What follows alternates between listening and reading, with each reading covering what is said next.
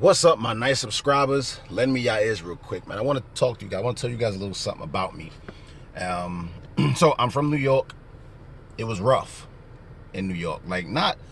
It was rough when me and my wife kind of got to the shelter. That's when things started hitting us. Well, hitting me really, knowing that I'm the man of the house. I gotta provide for my family, and this is that and the third. It sucked that year that we was in there, but I was also grateful for the fact that we still had a roof over our heads, we still had food in our mouths, and it was not the best experience, but it was a experience to learn from, which is exactly what we did. Like I said, we was in the shelter for like a whole year. In that time, it was, it was difficult because I was dealing with hives. For those of you guys that don't know what hives is, that is a allergic reaction that will cause your whole face, talking about from the top of your head to the bottom of your feet, full of welts, whatever they want to call it. It just lumped up with bumps and everything. That's from head to toe, and it's itchy, it burns, and I was dealing with that every day.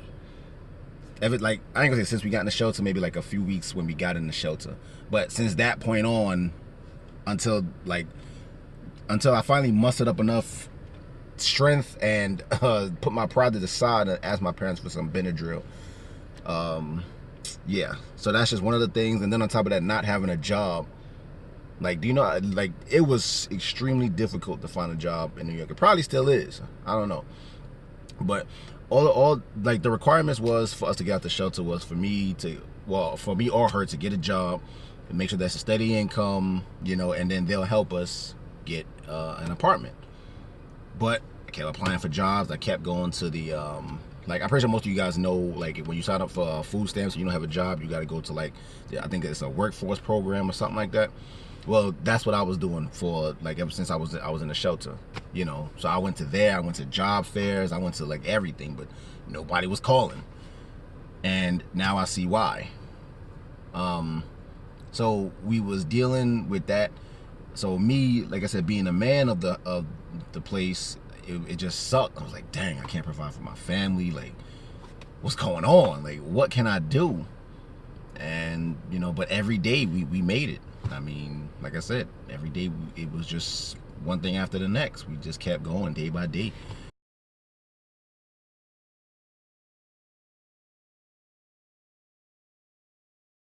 Until I went to my parents' place and my dad was like, hey, look, do you guys want to come to Florida with us? I'm like, what? He was like, yeah, some things worked itself out and blah, blah, blah. And I want to know if you guys want to go. I was like, heck yeah. I wanted to cry. We're getting out the shelter. Dang, man. It was a blessing. It was a blessing. Dude, you're getting out of the shelter. You get to start a new life in a new state and all this other stuff here. It was good. So, we finally got the opportunity to get up out of there. We was gone. We packed our stuff and we just left. So we arrived over here to Tampa. The first day it was pouring down raining, but I didn't care because we was out of the shelter. We was with my family. We was good, and then I'm gonna say maybe 2 to 3 weeks after we got to Tampa, I applied for Walmart, with the same Walmart that I'm in now. And I'm gonna say maybe 2 days later they called me, hey, when can you come in, blah blah blah blah blah blah. So that was another milestone. I was like, dang, it's possible I might get a job. Let's go. So I get there, get the interview and all this other stuff here. I got the job. So now I'm really pumped. I go home, I tell my wife, I tell my parents, hey, I got a job, yada yada yada. And fast forward, it was it's definitely a good learning experience. And I got the job, so I'm gonna say maybe I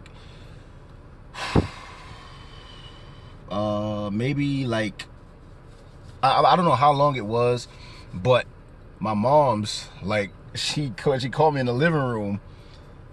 It might have been a better way that it could have been done, but the end result would have still been the same. So I don't care how it was done, because it was pretty much her, teaching me about life. She was like, look, She sat me down and she was like, look, it's about time for you to get your own place. I mean, she just said it just straight. Like, look me in the eye. Look, you need to get you a new place. Like it's about time you get on your own 2 feet. You're a man. You got to do what you got to do. I was like, I don't want to be a man yet. Like, can we wait? She's like, no. Like, you got 30 days to find an apartment, to find a new place. Well, I mean, all right.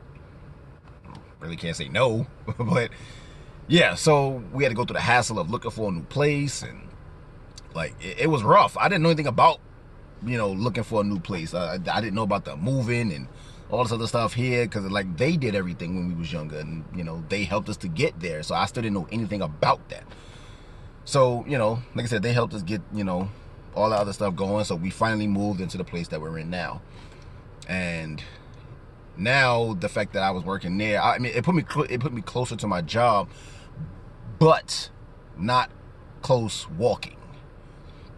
Like before, I used to take the bus straight to work, but now the fact that I had to pay rent, I had to pay light, and all the other good stuff, I had to cut back on that bus fare, which means I had to walk. So that way it could keep an extra $60 in our pockets, because at the time the bus passes was $60. So I had to walk from my place to work for like 5 days a week. And then not to mention to the store, like on my days off, like if we needed something. Like everywhere we went, we had to walk. If we want to go to my parents' place, like we had to literally like take the bus. So we had, it sucked. What made me like cry, what made me like freaking balls up and say, hey, look, bro, you gotta do what you gotta do. You gotta get you a car. No ifs, ands, or buts. Get your license, get you a car. Was the fact that my daughter was walking with us, like to doctor's appointments, to Publix, to just everywhere. Like, I mean, I didn't want to take them. I don't want to take my wife and my daughter because of that. Like, it's hot outside or it's cold outside. I don't want them dealing with that. But I can't keep them. I can't keep them locked up. And so we all went out, and it just sucked the fact that she had, like, my oldest had to keep walking and walking and walking and walking. That thing broke my heart every single time, and I just said, you know what, screw it. Stop being scared. Stop being a little puss bag. Go for your license. You gotta do what you gotta do.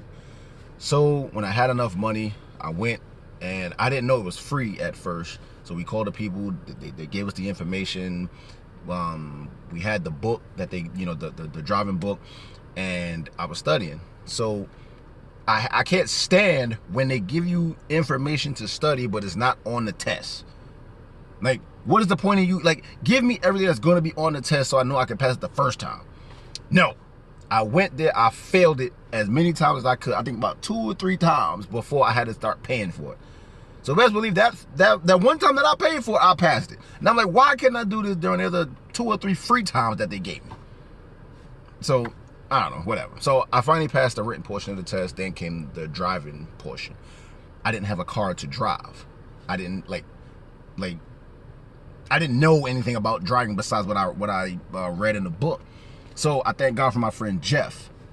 He helped me out a lot with that, because he let me use his car. Like, of course, he was in the car with me, but he was telling me the do's and the don'ts, when to stop and how to park and this, that, and the third. Now, of course, I'm still rough around the edges, but at least I still had some kind of experience. Because like I said, in New York, you don't need that stuff because it's buses, trains, cabs everywhere. So this was all new to me, So he let me use his car, and I got it kind of sort of good. And then I saved up more money than for the driving lessons. I think it was like $375. That's a lot of money. But to me, it burned a hole deep in my pockets. I was hot, but it was well worth it, because like the 3 lessons, my first lesson was I drove in pouring down raining. Now, normally you would think a person would be scared, but because I was so determined to get a car, I said, I don't care about the rain. Let's go. I'm driving. Like, my lesson starts today. So we drove, and he was telling me this is that and the third. He said I was good, yada yada yada. So he booked me for the test. I finally got to the DMV, and of course I'm nervous now because it's test day. So we get on the course, and it was a guy that was in front of me. Like he just got finished taking his test, and I'm so glad he did, because after he took his test, he had a big smile on his face, so I knew he passed. He was like, yo, don't worry about it. This test is easy, man. It's cakewalk. Don't even worry about it. Just, you know, take a deep breath. You got this. Like, that right there, like, boosted me up. Like, dude didn't know me from a hole in the wall, and you encouraging me. Like it's like that was God talking through him. Like, dude, you got it. Don't worry about it. So just do what you got to do. So we finally get in the car, me and the instructor, and, you know, we started driving. So we was coming up to a turn, and as I'm turning, the lady kept saying, that's my car. That's my car. Sorry, that's my car. That's my car. That's my... I was like, miss, what's going on? She was like, you're about to hit my car. Oh, my bad. Yeah. So, you know, I avoided that. Thank God, you know, it wasn't like a point deduction for that, because I'm pretty sure I would have failed. Yeah. So, you know, I breezed past the car, and I did everything. So pretty much I passed the test, right? So now that was a big milestone that I can, you know, say I achieved. So I went home, I started not bragging, but, you know, like feeling confident in myself. Like, dude, you got this. So now it's just a matter of getting the car. Boy, I don't know, man. I don't know how long it took me after my license to get a car, but I know we had to wait till income tax to do it.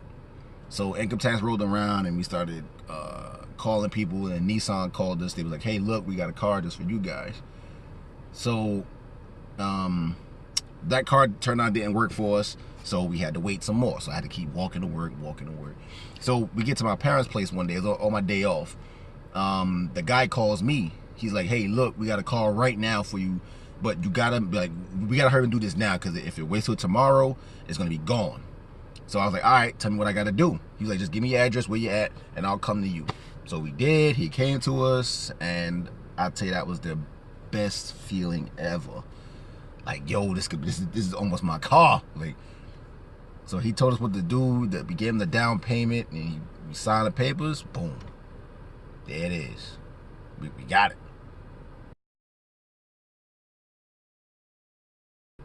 Like, this is only part one. I'm gonna stop right there. I'll do part two later on. But yeah, like the point of this message is, man, don't quit. Like, I know I say that in some of my videos, but I'm gonna keep stressing that to you guys, man. Don't quit. Just because you are the sole provider for your family does not mean that you still can't get the things you want to get. It just means it's gonna take a little bit more time. You gotta have a lot of patience. So be patient. Don't quit. Like, if I know for a fact that if I can do it, you guys can do it. There's no difference in our determination. There's no difference in our heart. I know that for a fact. And I know sometimes you may feel like quitting, because plenty of times I wanted to quit. Plenty of times. Now, I'm not saying that I'm in the best spot right now, but from where I was to where I'm at now, I'm in a way better situation. Way better situation. Yes, I am still the sole provider for my family, but now my confidence has been uplifted so much because of what I went through. So now I can say this to you guys, that if I can do it, that you can do it. Just don't quit. You guys got this. I thank you guys. For those of you that have made it this long in a video, I want to thank you guys for listening to my story. Like I said, part two is going to come up later, maybe sometime this week. I don't know. But thank you guys. One more thing before I go. My wife is doing Avon. Most of you guys know about Avon. I'm pretty sure y'all have heard about it. You know, maybe done it before in the past. I'm asking you guys to please help support my wife and her Avon. Like, she wants to own her own business. So this is a perfect start for her. So I'm going to post her link in the description below. So I'm just asking you guys to click on it, buy some stuff from her, you know, like, just to show some kind of support. All right. So thank you guys for all the love and support that y'all been showing me and my YouTube dreams. Thank you guys. I love all y'all. Keep sharing this video, share these videos, like these videos, and subscribe if you haven't. Till my next video, you guys. Deuces.